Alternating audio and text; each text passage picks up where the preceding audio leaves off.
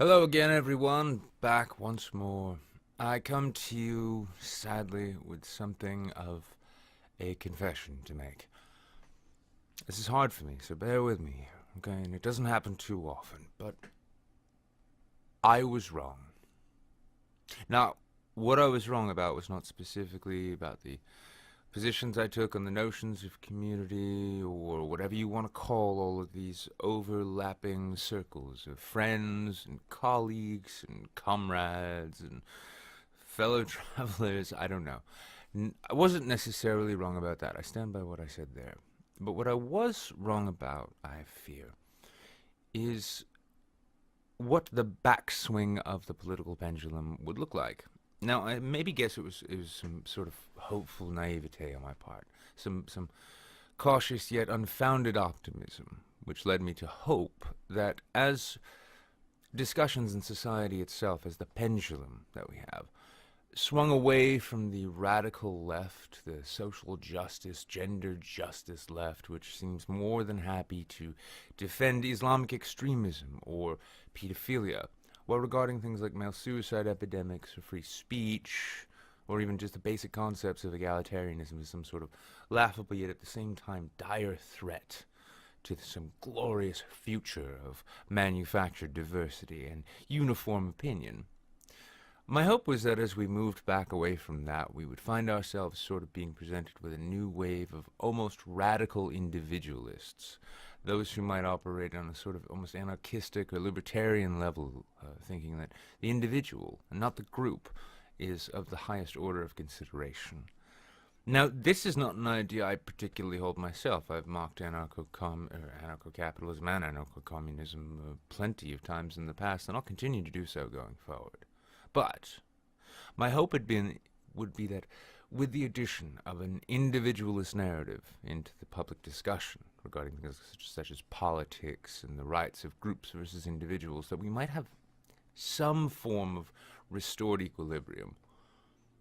Sadly, though, as it turns out, it appears that I was wrong. Instead, rather than an ultra-individualist, sort of anarchist group or movement, we have the alt-right.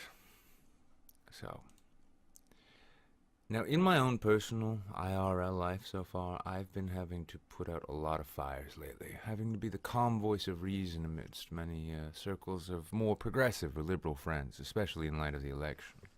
With many Jews that I know, fearing that we're heading into a new Reich, and many LGBT friends of mine, seeming worried as though we're going to return to the bad old days. It's sort of fallen to me to sort of tame these fears in the face of what is an emerging, or apparently emerging, white nationalist alt-right movement.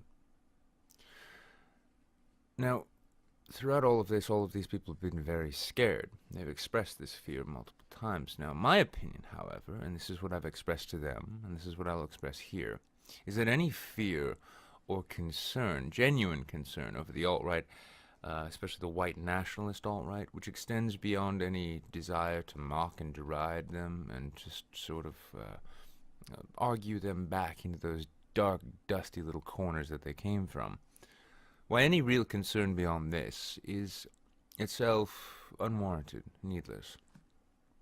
Now, the first of the reasons for these is that with a marginal exception to be made, I'm fairly confident that this sense of awakening that these pole-tarred edgelords seem to want to imagine that they're experiencing, or that imbeciles like Richard Spencer might imagine they're happening, it simply isn't really true. While it may seem to idiots such as these as though like there's an awakening going on within the Western white world, and that they're building towards a glorious new white future, the truth is that with the election of Donald Trump, as well as the memeing and bullshit going on the internet, I have a feeling that a great number of these people, ranging from the simple-minded, ethnocentric Poltard up through the Ascot Trust Fund country club racist, that many of these people who are stepping forward now, people like, well, I don't know, Edgy Sphinx, they're not so much being converted, they're not so much waking up to the virtues of ethno-states and other such nonsense, as much as they're really just kind of coming out of the closet. They're just exposing themselves. They're showing their true colors.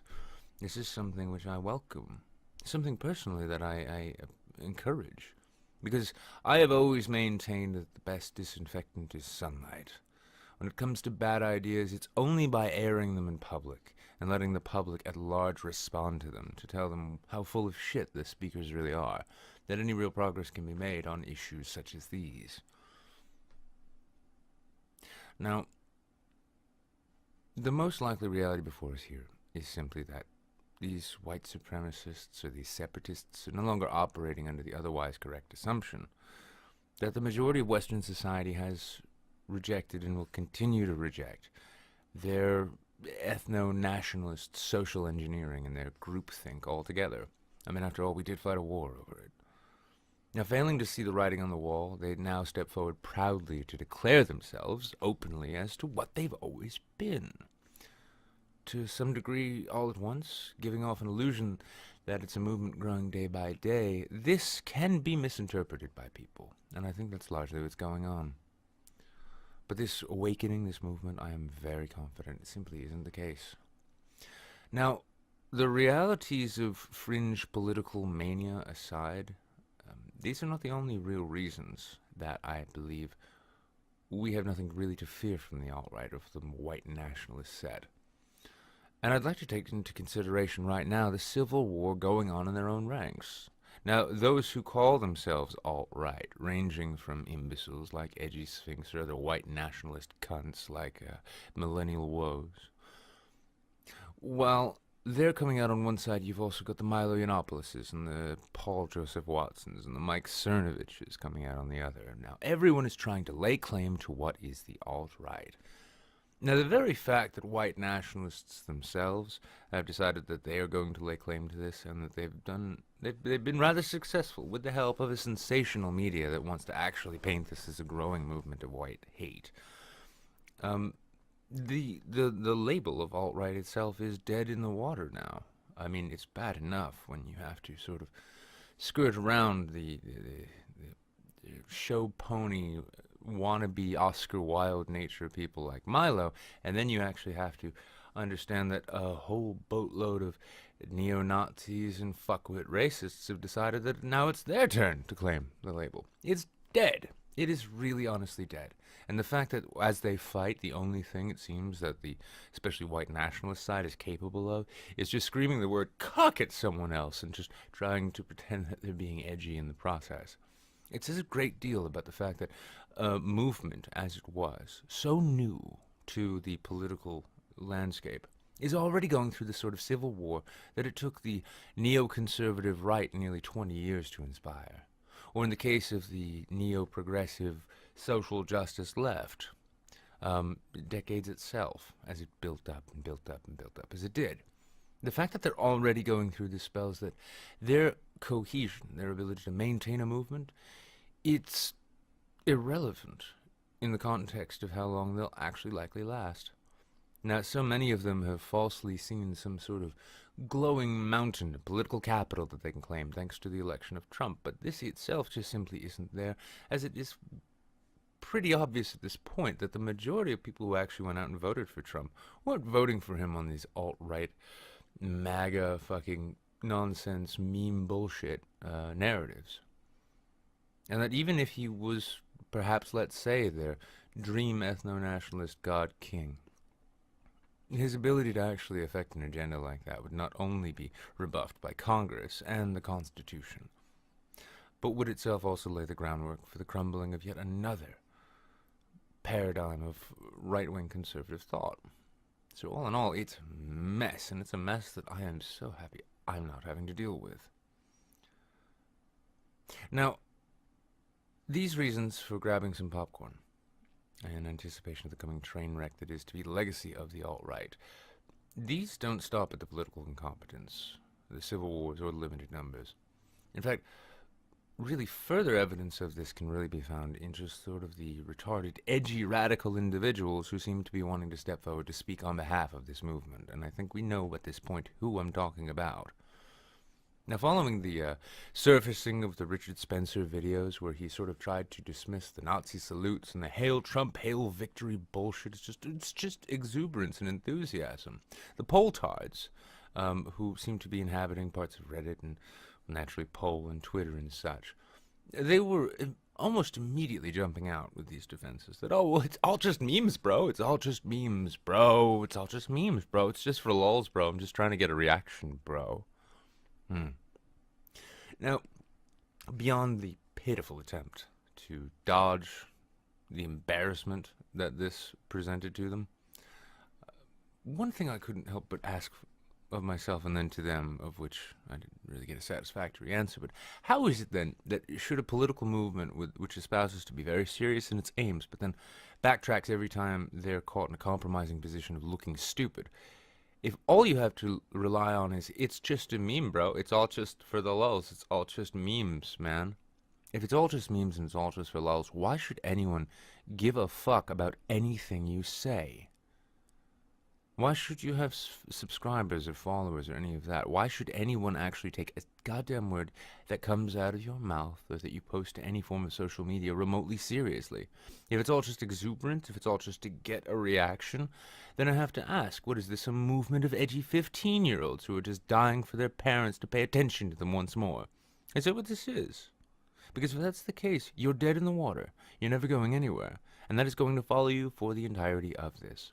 You might attract those sad fucks from backwater parts of the country, or some closet racists who are upset because perhaps they found out that their girlfriend at one time screwed a black guy, and now they're feeling really inadequate about it. You might draw all kinds of those sad fucks around. The fact is they'll never make for you a real political movement.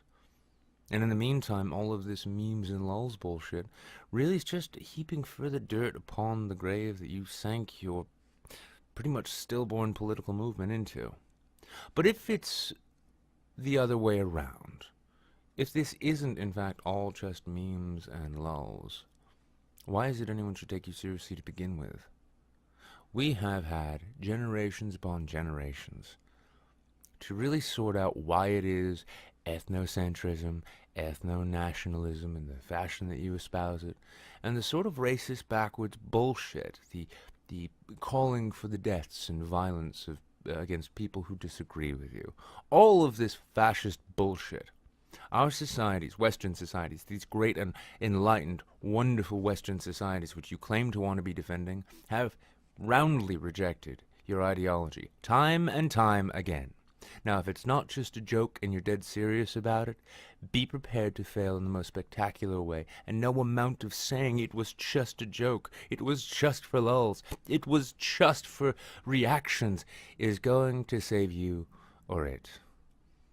And you will walk around with this thing tied to your ankle like a millstone for the rest of whatever sort of public life you'd like to lead. You are a duplicitous bunch of cunts, really. Especially those who I'm sort of tangentially speaking to via this video. People I used to call friend. You are a duplicitous bunch of cunts. You say one thing in public and another thing in private. You do so to the point where I have to wonder if you're not taking Hillary Clinton's advice on maintaining two faces when it comes to being in politics just a little too seriously. So which is it, boys? Do you support violence against political opponents? Do you think that your dream of a white nation, a white state, a white ethno-state is going to require that you be violent and perhaps that you cleanse the country? Do you believe that, as you've said in other places when you thought you were speaking in private but now have been found out otherwise? Or is it all just a joke, bro? Is it all just for lulz and you just think that this is like maybe kind of a good idea? Duplicitous cunts with bad ideas have really no place in our societies. Now, this actually brings me to the last reason which I believe that there's very little to fear from white nationalist cunts like this. And that is, to use an odd term, us. Now, what do I mean by us? Who is us? Once again, at the risk of raising some hackles here and there, I'm going to say us in respect to what is basically a community, or overlapping circles of friends and colleagues, or whatever you want to call it. But the sort of skeptical movement, those who generally, in one fashion or another, tend to take skeptical stances on philosophical or political or even intellectual orthodoxies, things which claim to have everything worked out. We're skeptical of these things. And in the growth of such community, for lack of a better term, even if you hate that term, we can see that people find these notions appealing. They find skepticism attractive and appealing because it is an intellectually honest point of view. They led to channels on YouTube growing to great numbers, such as Sargon of Akkad, or even greater numbers, which for some reason I still don't get this because he's just a buffoon, but whatever. The Amazing Atheist, yeah? Up through outside of YouTube, where places, people such as Majid Nawaz, or Sam Harris, or Richard Dawkins, though you may not agree with them about everything, they do try to maintain a skeptical mindset about most things that they say. And even on the right, with people like Lauren Southern or Ben Shapiro, all of these people, all of these icons, celebrities, even smaller channels like myself, which are effectively irrelevant in the grander scheme of things, but we do this anyway.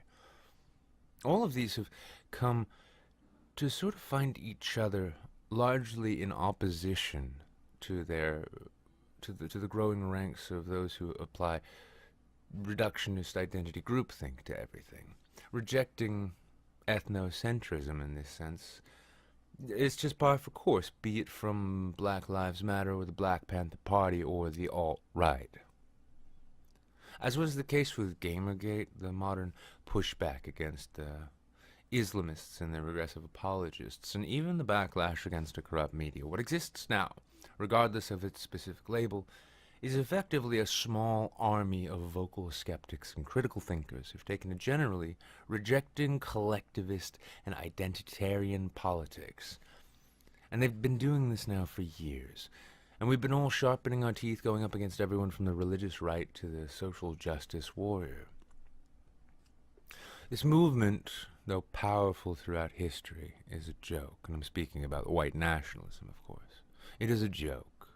Though in the UK and parts of Europe it is fueled by the pains caused by unbridled immigration, most of more rational or mature mindset know enough of history and enough of nuanced reality to reject the sort of asinine notions espoused by this latest hard-right white pride movement. No different in our modern context, in my opinion, than radical feminism or the Black Panther Party, or Black Lives Matter, or even Islamism in respect to their ideologies, albeit maybe perhaps slightly more despicable than some of those, being just maybe about on the same level as radical Islam.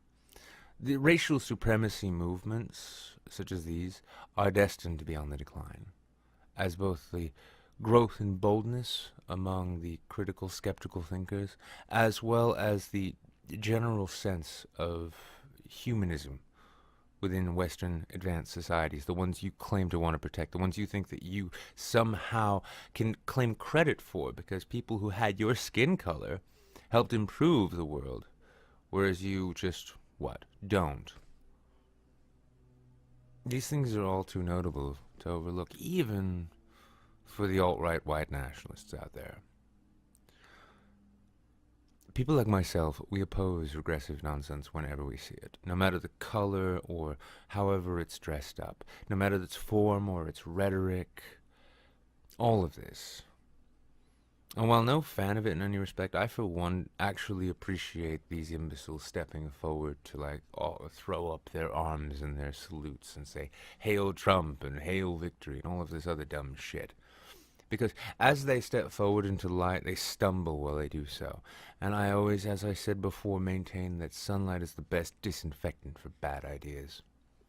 Let their bullshit ideas be heard and destroyed in the course of such arguments, and the reason that has evolved over the centuries will prove to be stronger than their reactionary, self-absorbed racial obsessions. Should by some unfathomable stroke of luck, or sudden and inexplicable drop in general public intellect, should this movement somehow rise in any measure, it will find the principles of escalation working against it. As the generally silent masses that are the real body politic, they've rejected this idiocy before, and they will continue to reject it, just as they've recently begun rejecting neo-progressivism, only I believe they'll do that a bit quicker with the modern fascists and Nazis that we find coming out today. Because really, if nothing else, that's exactly what we're dealing with here. A lot of people like to use horseshoe theory. Myself, I happen to think of it more as being sort of two sides of the same coin. The same useless, worthless, piece of shit, bad penny. That's really all this is, and the sooner we get rid of it, the better. So, hail failure, boys, and I'll see you on the field.